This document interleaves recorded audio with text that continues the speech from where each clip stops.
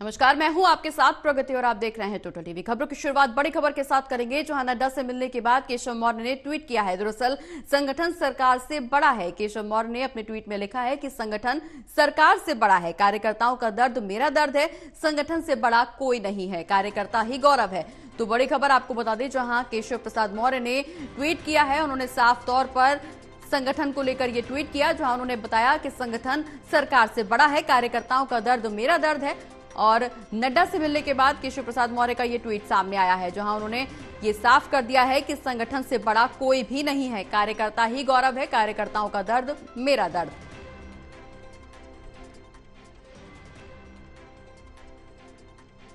तो जेपी नड्डा से केशव प्रसाद मौर्य की मुलाकात हुई, जिसके बाद ये ट्वीट सामने आ रहा है, जहां उन्होंने साफ कर दिया कि संगठन सरकार से बड़ा है।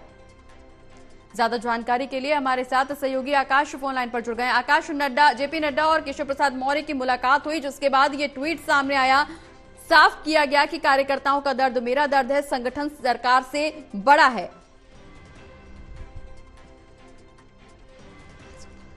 लोकसभा चुनाव के बाद लगातार जो राजनीतिक हलचल जो तेज हो रही है, जेपी नड्डा का लखनऊ में आना, बैठक करना, खासतौर पे 10 जो चुनाव उसको लेकर के, उत्तर तल केशव प्रसाद मौर्य का जो है दिल्ली जाकर जेपी नड्डा से मिलना और आज मुख्यमंत्री योगी आदित्यनाथ के द्वारा मंत्री समूह के लोगों को बुलाना और जो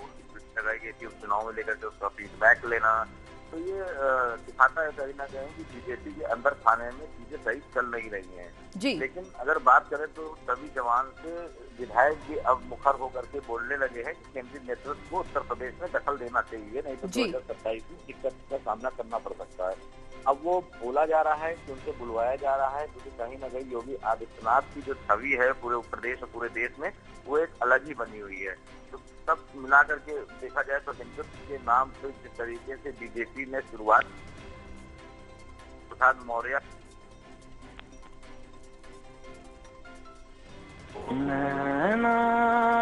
बिल्कुल आकाश, जिस तरह से लगातार कार्यकर्ताओं का दर्द मेरा दर्द है, जिस तरह से हम जिक्र इस बात का कर रहे हैं कि अभी चूंकि विधानसभा चुनाव भी आने वाले हैं और उपचुनाव को लेकर भी तैयारियां की जा रही हैं, समीक्षाएं की जा रही हैं, और उसके बाद ये ट्वीट, तो निश्चित तौर पर ये चीज निकल करके सामने जरूर आ रही है कि बीजेपी के अंदर खाने में चीजें सही नहीं चल रही हैं। लेकिन इन चीजों की बेहतरी के लिए बीजेपी अगला कदम क्या कुछ उठाने वाली है, क्योंकि लगातार समीक्षा बैठकें की जा रही हैं। कहा यही जा रहा है कि संगठन में सब कुछ ठीक है, लेकिन सब कुछ ठीक नजर नहीं आ रहा। आखिर कैसे विधानसभा चुनाव उपचुनाव में बीजेपी फतेह हासिल कर पाएगी?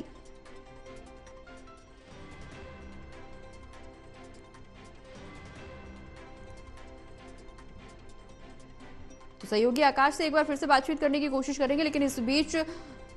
अपने दर्शकों को बता दें कि केशव प्रसाद मौर्य ने जेपी नड्डा से मुलाकात की और उसके बाद केशव प्रसाद मौर्य का ये ट्वीट सामने आया, जहां उन्होंने ये साफ कर दिया कि संगठन सरकार से बड़ा है, कार्यकर्ताओं का दर्द मेरा दर्द है।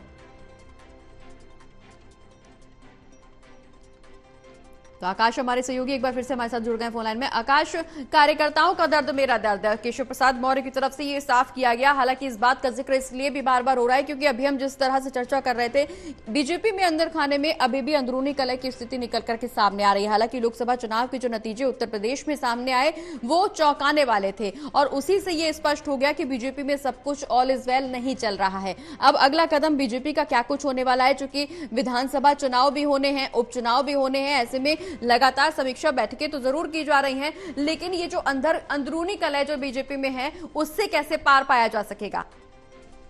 देखिए, इसमें सबसे बड़ी बात यह है कि केंद्रीय नेतृत्व फैसला करेगा, जो भी फैसला करेगा, क्योंकि केशव प्रसाद मौर्य अधिकांश कैबिनेट की बैठकों में भी नहीं शामिल होते थे जब मुख्यमंत्री के द्वारा की जाती थी। अपने आप वो एकदम अलग साइडलाइन से, सरकार से अलग हट करके चल रहे थे, और कहीं ना कहीं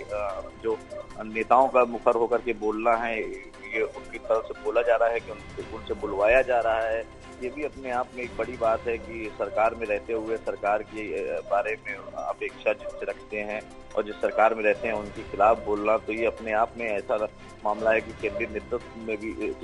को देखना पड़ेगा इन सारी चीजों को लेकर के, क्योंकि जो उत्तर प्रदेश में जिस तरीके से सीटें कम हुई हैं और उसके लिए जिम्मेदारी और कमियां और खामियां क्या रही हैं, उसके विशेष तौर पे जो है केंद्रीय नेतृत्व को इस पर ध्यान देना चाहिए, और यही ध्यान देने का समय है। और 10 सीटों पे चुनाव होने जा रहे हैं विधान विधानसभा के नेतृत्व क्या फैसला करता है और किस तरीके से उसकी जिम्मेदारी उत्तर प्रदेश के मुख्यमंत्री को दी जाती है, ये अपने आप में देखने वाली बड़ी बात होगी। जी चलिए, बहुत बहुत शुक्रिया आकाश, ये तमाम जानकारी हमारे दर्शकों तक पहुंचाने के लिए।